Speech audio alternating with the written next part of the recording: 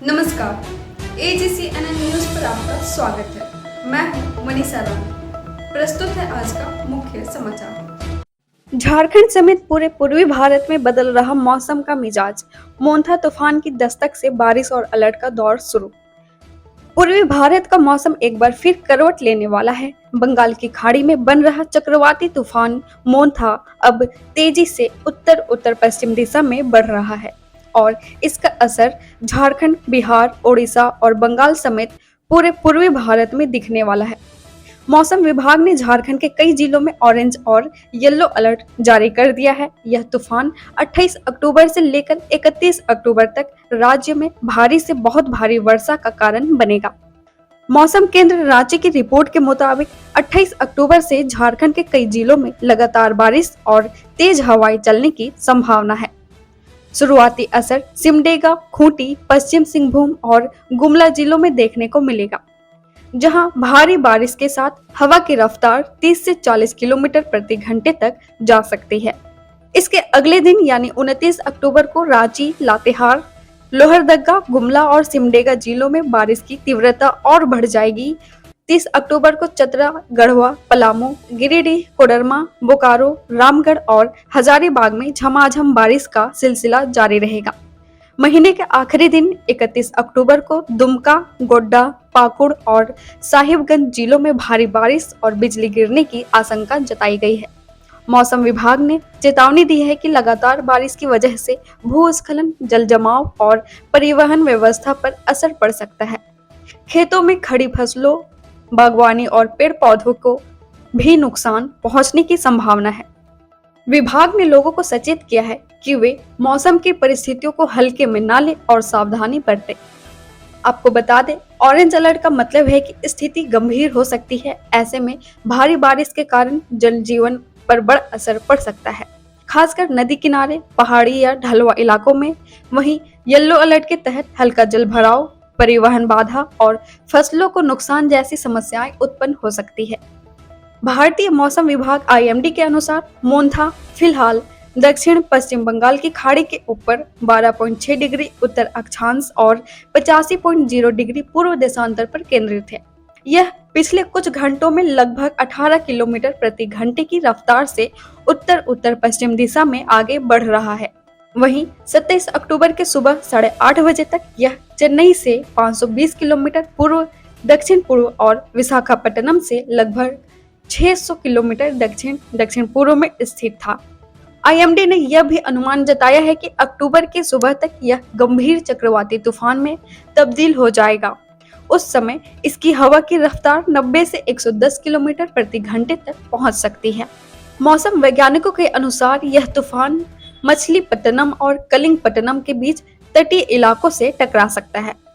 आंध्र प्रदेश में एहतियात के तौर पर कई तटीय जिलों में स्कूल बंद कर दिए गए हैं, जबकि कई फ्लाइट्स रद्द कर दी गई है।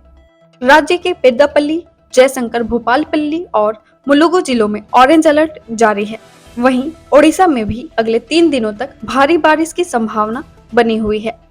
मौसम विशेषज्ञों का कहना है कि मोंथा का प्रभाव बिहार और पूर्वी उत्तर प्रदेश तक पहुंच सकता है।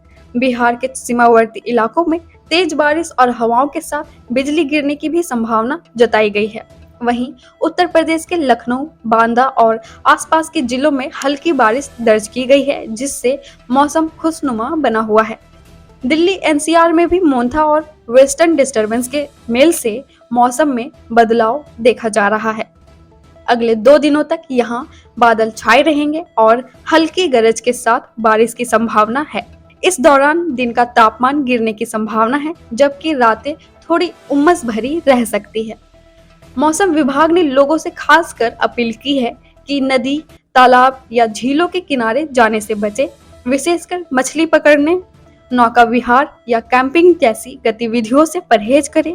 सुरक्षा के लिए जरूरी है कि लोग अलर्ट रहें और स्थानीय प्रशासन के निर्देशों का पालन करें।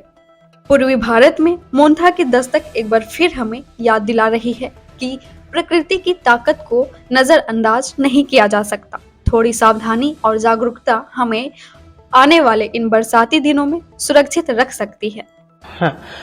The cyclonic circulation Mantha now lies over West Central Bay of Bengal and is about 550 kilometers south-southwest of Gopalpur. It is likely to move north-northwestward and intensify into a severe cyclonic storm by today, and it will continue to move further north-northwestward, and it is likely to cross Andhra Pradesh coast between Machilipatnam and Kalingapatnam around Kakinada during evening or night of today as severe cyclonic storm with a maximum sustained wind speed 90 to 100 km per hour, gusting to 110 km per hour. And for the Odisha state, the red color warning is issued for the Ganjam, Gajpati, Rayagada, Koraput, Malkanagiri, Nabarangpur and Kalahandi district, and where rain will be there, even strong wind will be there. So it is advised for the common people during the activity or during the strong wind or heavy rain, they should be indoor. Landslide situation may take and landslide during the rainfall activity, landslide also takes place. So for that also people need to take precaution. How the weather condition would be capital city? Capital city, there will be light to moderate rain, few spells of light to moderate rain in the city, and even over Cuttack, and the entire state will receive rainfall activity. Thank you. Team 24 hours के लिए तैनात है और हम इससे पहले 2 दिन पहले हम यहाँ आ चुका हूँ और कल भी हम इस एरिया को विजिट किया हूँ और आज भी इस एरिया को विजिट कर रहा हूँ, जहाँ मुझे लग रहा है कि इस एरिया से इवैक्यूएशन का जरूरत है, लोगों को शेल्टर में ले जाने का जरूरत है। हम यहाँ पे कैंपेन कर रहा हूँ, तो आज शाम को इस साइक्लोन हिट हो रहा है, पैनिक होने का जरूरत नहीं है। हम सर्वदा लोकल प्रशासन के साथ टाई अप में है। इस एरिया का सभी लोगों को मैं यही अपील करूंगा कि अपना सुरक्षित स्थान जो शेल्टर बनाया गया है उस जगह पे पहुंच जाए और लोकल प्रशासन और हमसे कोऑपरेट करे। और साथ साथ मैं ये भी बोलूंगा कि नॉट ओनली यहाँ पे एनडीआरएफ टीम तैनात है, काकीनाडा में है, मछलीपट्टनम है, नेल्लूर में है, बहुत सारे जगह पे एनडीआरएफ टीम तैनात है। फायर का टीम यहाँ पे काम करेगा, एसडीआरएफ भी तैनात हो चुका है, तो पैनिक होने का कोई जरूरत नहीं है। Sir, approximately how many NDRF teams deployed in this region? इस एरिया में तो 2 टीम डिप्लॉयड है, जिसमें 35 मेंबर्स है, और काकीनाडा में भी हमारा टीम उपस्थित है। How many rehabilitation centres? यहाँ पे अप्रोक्सीमेटली 26 रिहेबिलिटेशन सेंटर है। Preparedness activities for the impending cyclone Manta has been ensured in the district of Ganjam. We have around 110 cyclone shelters which have been kept under full preparedness, and we have already started mobilizing people from vulnerable areas and from remote locations like Patrapur, Suroda, Jagannath Prasad, etc. All pregnant women who have their EDD in the upcoming 10 to 15 days have also been shifted to the local nearest health facility, and all kinds of facility including their fooding, safe shelter, and all the security aspects are being taken care of. We have orange warning for today and red warning for tomorrow. After that we have another day of orange warning. We have issued necessary directions to all the field level officials to stay stationed in their respective headquarters and to ensure all out measures in safekeeping and providing secure premises for the people of our district. Similarly, fishermen warning has also been issued. No fishing boats are at sea from the district right now. We are also providing safe shelter for fishing boats from other states like Andhra Pradesh who were stranded in the sea on their way back to their districts. Accordingly, our tourist places like Gopalpur, Sonapur and other beaches have also been kept closed for tourists for the next 2 days. We request on behalf of the district administration to closely look at our advisories and to follow whatever instructions or guidelines are being issued by the IMD, by the SRC office and from the administration.